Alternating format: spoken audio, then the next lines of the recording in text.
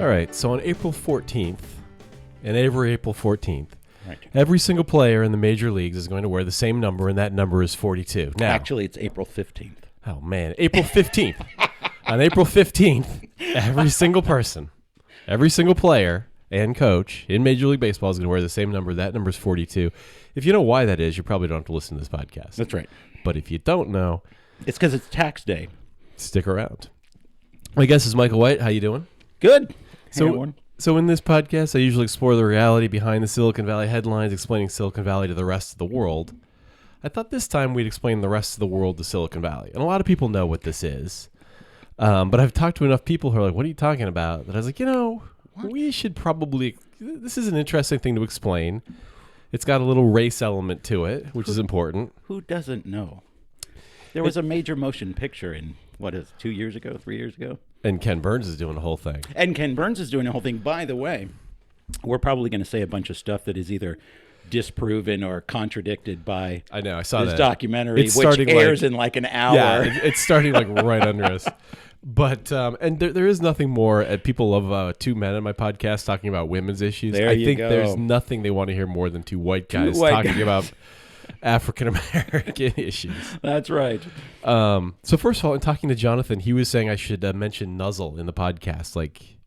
As a matter of fact, Like I a think it's sponsor? malpractice that you haven't. Yeah, so You should just say this podcast and the rest of my life is sponsored by Nuzzle. Brought to you by Nuzzle. Which, if you don't have it, go get it on the web.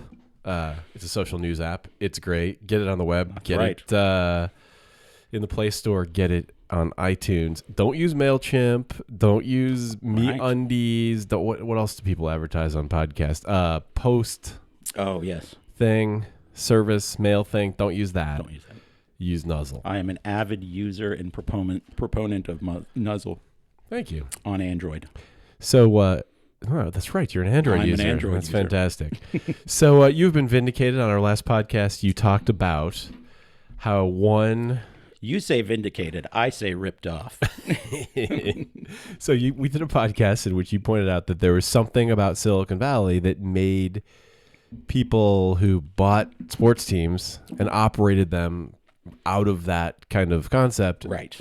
sort of destined to be successful. Using the Silicon Valley model. Yeah.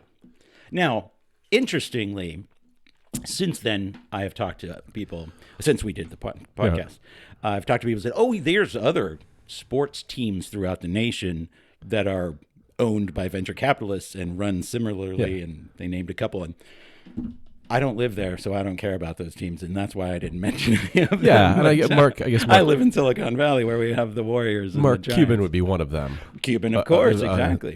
Who founded, the hell he found? Oh, It was Real Networks? No, that was Glaze. It was like, Jesus, it's broadcast.com. Broadcast.com. And famously sold it for he's really more of a rich guy. Well, they're all rich guys, I guess. But what happened is subsequently, the New York Times Magazine had an article that, but basically, clearly they heard the podcast. Clearly they heard the podcast. And they were like, God, this is a good idea. I'm putting this. No one listens to that podcast except for me from the New York Times. I'm putting that in a podcast. That's right. No, and by the way, though, it was a very good article, which, it was the only criticism I have for the article is a little bit of a puff piece about Larry, the guy. Yeah. But it actually did a great job of weaving in his life as a Silicon Valley player, an investor, a networker. Yeah. And then bouncing back and forth between how that influences his management of the team. And I thought it was a really great article. So I recommend New York Times Magazine. What was it, last weekend or something? Yeah, it's it just... it's a it good is article. funny. If you listen to... I may listen to NPR and read the New York Times. What you realize is it's not that they're copying each other, but you'll read something, and all of a sudden you'll hear it on the radio. And you realize they either heard each other, it'll be about Israeli water treatment plant or something. Right.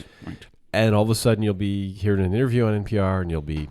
I read about that. Wait a minute. This is I think people at NPR read the New York Times. then again, when funny you showed me that article, I thought, well, this is there's a related controversy that often happens among comedians, where there's a lot of, hey, you stole that joke from somebody, and obviously the answer is, well, it's possible that two people who haven't communicated with each other saw the same thing and came up with the same joke. Or what is so who did Louis C.K. have the dispute with? It was Mark Maron, wasn't it? No. They did an episode of Louis C.K. about this. Remember where someone stole his joke and Dane Cook, right? And they finally sit down, and Mark Maron says, "It's not that I think you stole the joke. It's that I think you heard it, maybe forgot it, right, and then maybe thought you invented it later. Just filtered through his brain, right? Exactly. Yeah, exactly. So I'm going to grant the being magnanimous, I'm going to say that it's possible that he could have come up for the idea for the article rather, without having heard our podcast. That is some fantastic generosity. That is. So the number 42. So I've explained this to 2 or 3 people this week, and I thought it'd be a lot more efficient if I just said, "Hey, listen to the podcast, and you'll understand what it is." And it touches on race in an interesting way in baseball. So everyone wears the number 42 on the same day. Right. It's called Jackie Robinson Day because that was the number of the first African American to play baseball, and actually that is not true on the national stage.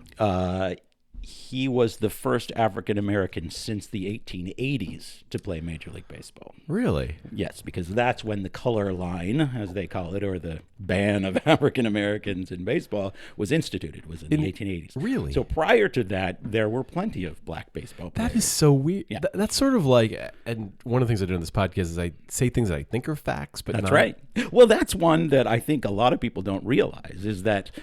And by the way, not that I have a lot of knowledge of this, but I would really like to go back and dig into what the conditions were in the 1880s. Right. It's that after made the Civil them War. Because it's 25 years after the Civil War, that made them want to institute the color line. Because I think that might be a very interesting story. What was it about the country at that time that, were they looking for a scapegoat? These people are the cause of all our problems. And, by the way, that actually, I'm only guessing that that's what it was. But if that's what it was, that's an interesting, ironic twist to Jackie Robinson's life, because him being the guy to integrate baseball in the, late 40s, it's very unlikely that it would be him. Right. And sort of the same thing happened at the end of his life. We can talk about it later, but he was not an activist. He wasn't even a liberal. He was a conservative. He was an army guy.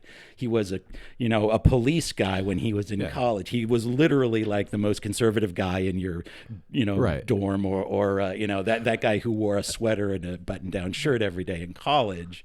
That was him. And like so many of these things, his wife was the bigger deal. Was making it all happen. Right. And probably was much more liberal than him and much more activist than he was. And he was just, not a victim, but a victim of circumstance. He just had the talent, was the right age, was the right kind of person, in the right place, talking to the right guy. But maybe that's another theme. Maybe the 80s are always interesting, right? The 1780s, that was the whole Hamilton, Jefferson time. The 1880s, apparently black guys are getting kicked out of baseball. That's right. The 1980s, come on. I'm actually now interested to go back and see what those circumstances were. But that's the thing. The interesting thing was how institutionalized it was. In other words, we're not just talking about de facto segregation. It's de jure desegregation. Someone made the decision that blacks would not be allowed to play Major League Baseball. Yeah, and another thing like that, it kind of echoes or resonates with something that somebody said on one of the podcasts. They're like, there's no women engineers now, or it's like it's a thing. There's not enough. Get yourself into trouble now. There's not enough women engineers. It's like low percentages. They're like, I don't know if this is true or not, but in the 60s, engineers were like half women. Right. Like NASA was all women. Then all of a sudden, like, oh yeah, that's right. Like my 5-year backwards look at history might be a little bit limited. That's the thing. It's a sort of an interesting example of how history just makes some things true, whether there was a reason for it originally or not. Yeah. there were a lot of not just engineers who were women in the 50s, mathematicians, in all the sciences, doctors. Yeah. But how did it get otherwise? I don't know. How We're did like it we're like change? secondhand history. Like Exactly. all the guys like secondhand news. Like I Exactly. think I don't know. I'm pretty sure. I think this happened. Because another one of these was after the so football, I guess, the American sport of football came about after the Civil War from the Ivy Leagues. Sure. So as I understand it, Sure. these guys go back to Harvard, Yale, and Princeton, and they're like from fighting in the war, the Civil War, and they're like to keep these young men sharp, both in terms of strategy and physicality. They invented this game, which is basically American football. Right.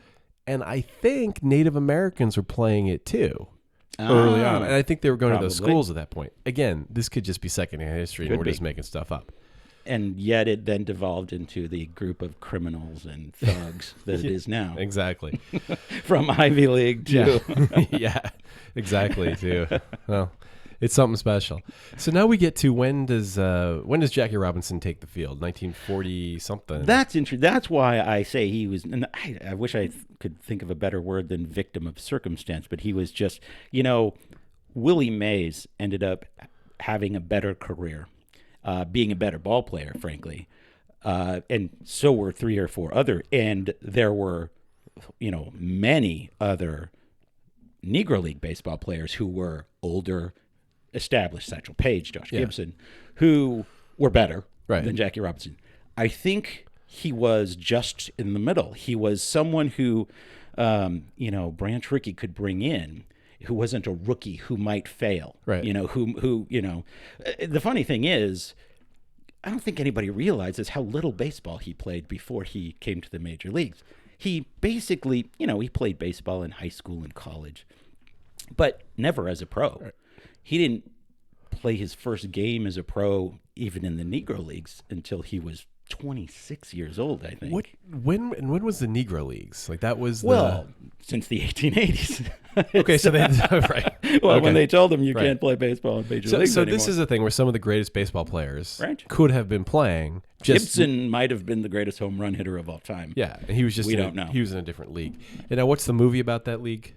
We can at the end we can do. Oh my God, there are several. But we can do the top 5 baseball movies. Oh, there you go. Because it's a known fact. We I'll can tell do it. everybody what to watch. That's right. I'll give you the. But what is the Negro League one? The best Negro League baseball movie was made in the 70s, and it is embarrassingly 70s like. Yeah. But it's Bingo Long's Traveling All-Stars yeah. and Motor Kings, Yep. which is the full name of the team and the movie. And Yeah. it was just this who's who of 70s, like Billy D. Williams and Richard Pryor boy. and James Earl Jones, Yeah. all in one movie. Right. Cleavon Little, yeah. Right.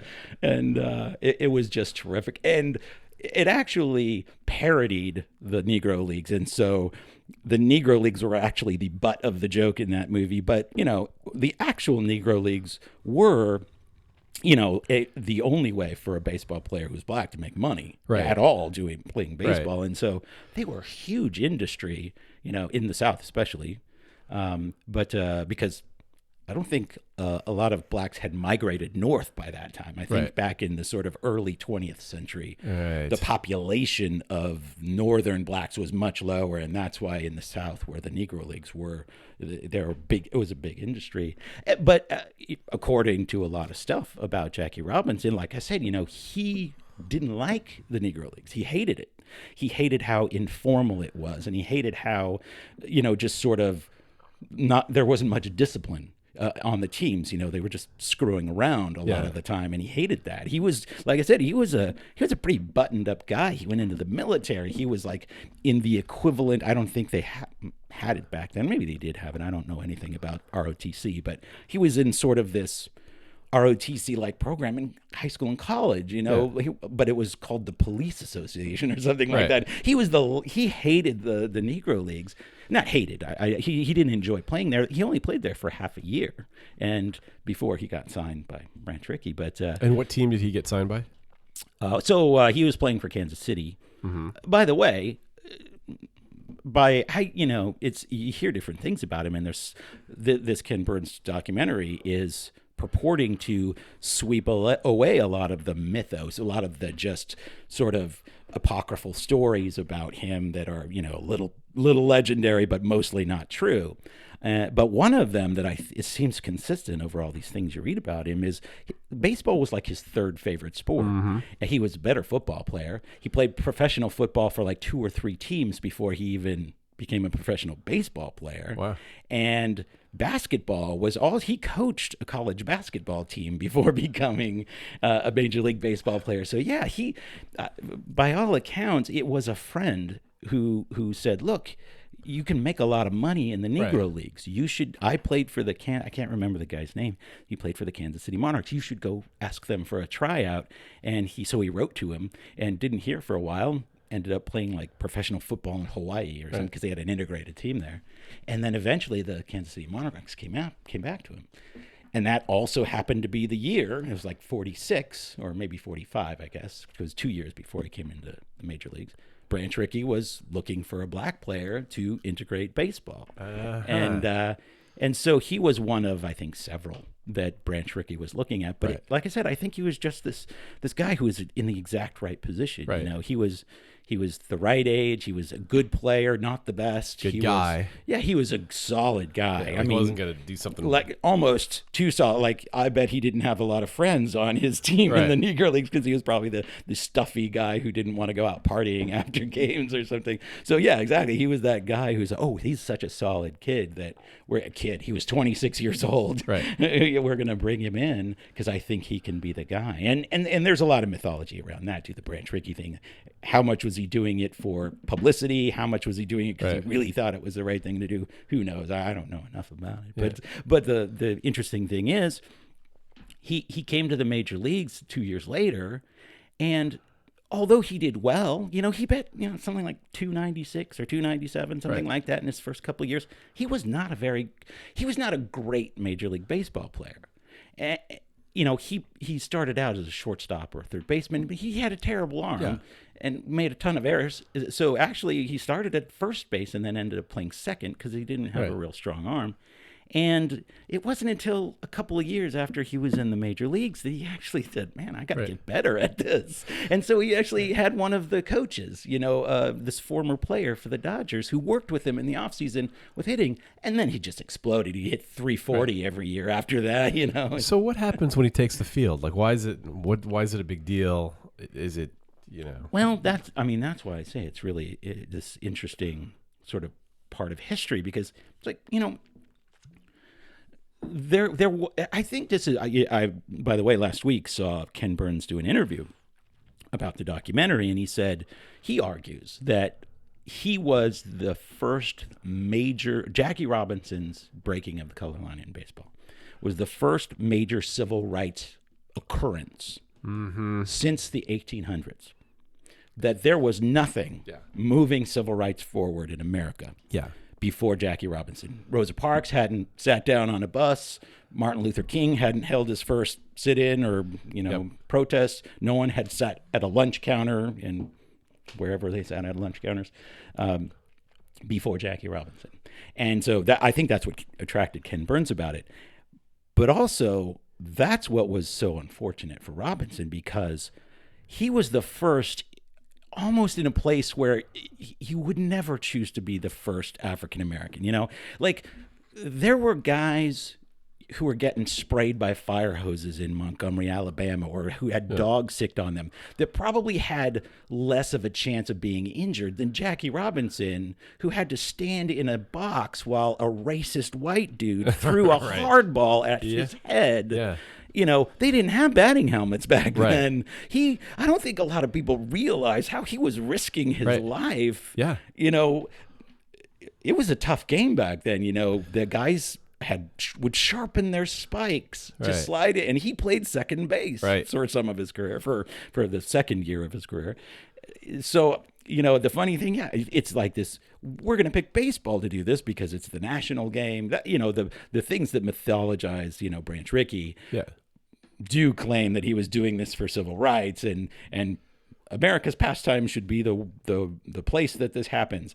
I'm not sure that it worked that way, but you almost couldn't think of a harder way to do it. You know? Well, it would have opened up, presumably, as these things often do, aside from his personal thing, would have opened up a discussion because you're seeing a very visible issue. Now, the discussion may have been one-sided in a couple bars, but no, but you're right. I mean, that's true. Because it was America's pastime. And you could see it. Like if you couldn't avoid it. If a black guy went to work at, the electric company, you probably wouldn't see Right. it. He goes to work and shows up on your TV every Saturday afternoon and performs as well as everybody else in case that was an issue. Now you got to do some thinking. And if you're a racist white dude in Boston, you might not even see the news report of a protest in Birmingham, Alabama, where people get the dogs sicked on them. Yeah. And even if you did see, you might turn off the TV and say, I don't even want to hear about that. But if you're that guy and you're a fan of the Boston Braves, who were the National League, I believe they were still there in 57. In 47, rather.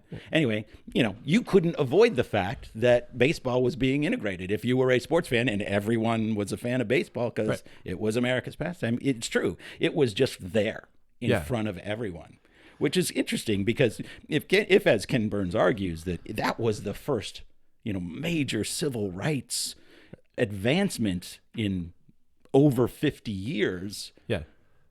They picked the biggest stage basically in America to do it. I guess other than maybe having a black man star in a major motion picture with a white woman as his love interest or something, that would have been more, which didn't happen until of an impact. Really, exactly, that didn't happen probably until the 80s, I think. 70s. I think it happened in the 60s. With, might have. I don't know.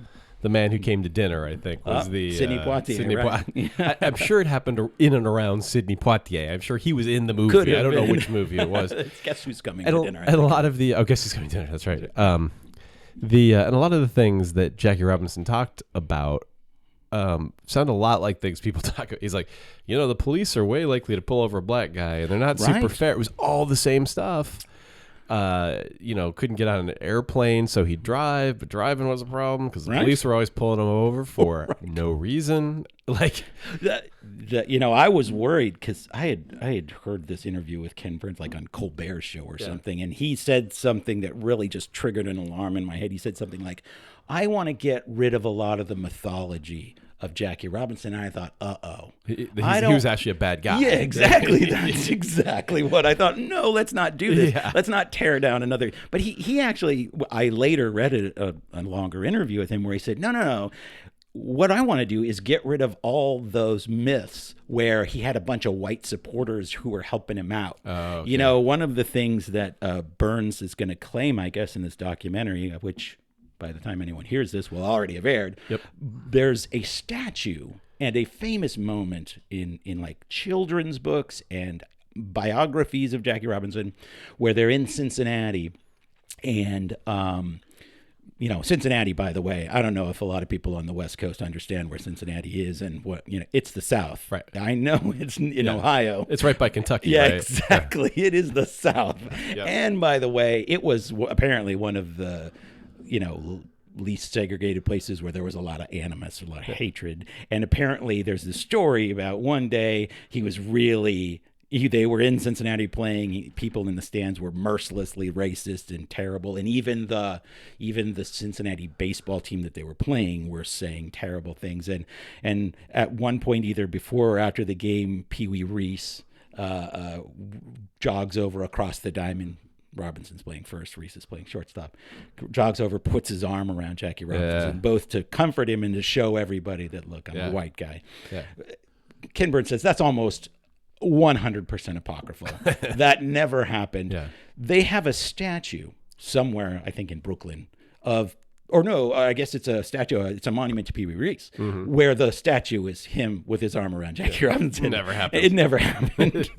and so that that's where I think Ken Burns was coming at this. And I thought, wow, that's good, because then he went on to expand a lot of stuff in this interview. I was like, no, this is Black Lives Matter. This is driving while black. This is, it was all the same stuff. Stop and frisk. Yeah. It's all the same stuff. It is what was happening with Jackie Robinson is still what's happening today. It is literally, it's Black Lives Matter. It's not giving respect as a human being to a whole race of people. And the only difference, I think, is it was public and overt and nationwide back then, and now it's covert and individual based and in the shadows, nationwide nonetheless. But in the shadows more today, but it's the exact same thing. And I thought, wow, okay, now I'm on board with this. Okay, give me that. Tell me what parts of the story are myth.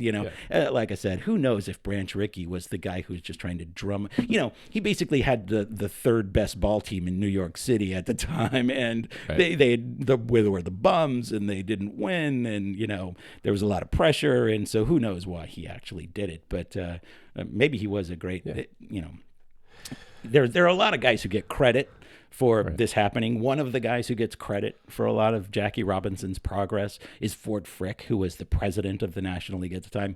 Huge racist guy. Whatever he did after Jackie Robinson integrated baseball, before he was standing in the way. There was you've probably heard of Kennesaw Mountain Landis, who is he was the commissioner of baseball. He's the guy who punished the Black Sox for gambling on the World Series, banned them from baseball for life. He was a terrible racist. This guy was the worst. He was overtly racist and a terrible person. But he and Frick, actually, have you ever heard of Bill Veeck? Yeah. Bill Veeck is you. Oh, that's right. You were in Chicago when Veeck was the what was he, the GM for the Sox at the White time? Sox, You were in Chicago. I think. This guy, everybody thinks of Bill Veeck as Disco Demolition Night and the Steve Dahl, Gary Meyer, Disco the White Sox wearing shorts, during games. And when he was in St. Louis, he once had a midget bat pinch hit. Oh, that's right. Eddie Goodell. Anyway, but like 5 years before Jackie Robinson came to the league, he wanted to buy the Phillies and recruit Negro League players and have a black team in the major leagues. Now, he didn't want to integrate baseball. He wanted to put a black team in Major League Baseball. But Ford Frick, who was the president of the National League at the time, said no, and basically architected a sale to somebody else to sell the Phillies to someone else so that Veeck couldn't get a hold of them and integrate them. So there's a lot of guys who knows, maybe including Branch Rickey, who get a lot of credit for maybe doing nothing. Well, why don't we explain what everyone's going to see on April 15th and how that came about? That was fairly recently. That's really interesting too. It's so what?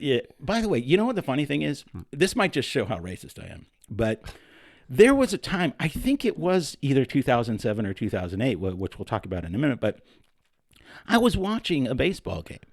And it was probably 3 innings into the game before I realized everyone was wearing 42. That's how I came across it, too. I think I was watching him I wasn't sure what was 42, going on. Throws it to 42. That's right. So it started, 42 is the number that Jackie Robinson wore. Has been retired since. So in 97, which was the 50th anniversary of him integrating baseball, they retired the number across the league. It was the first time that had ever been done.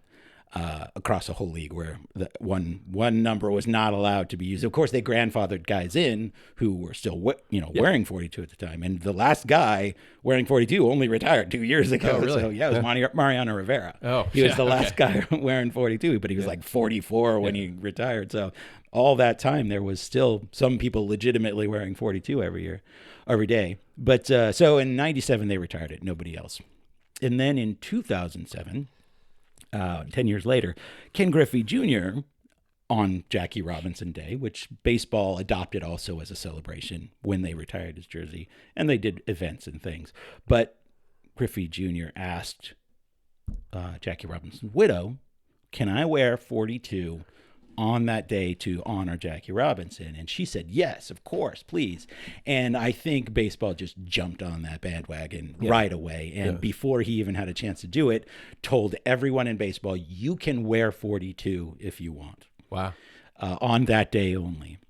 And so starting in 2007, we have this tradition. And apparently it hasn't changed to this day. No one is required to wear 42 on that day, but everyone does, players, managers, ball boys, guys down the line, fielding, shagging foul balls. Every single person who wears a uniform that day wears 42. And it only took 2 years. 2007, like 7 guys did it, I think. I think who was Mo Vaughn? Oh no, he was already wearing 42. Mo Vaughn was already wearing 42 because that was his number. There were a handful of black players that did it. Yeah. Next year, there was maybe 50, and there were like 3 whole teams that did it. Yeah. And then by 2009, every single guy in Major League Baseball was doing it. I think it's still not mandatory, but now, does anybody ever show up? Right. No, you would have to be the biggest racist in the entire world to show up wearing your own number on Jackie Robinson Day. Yeah.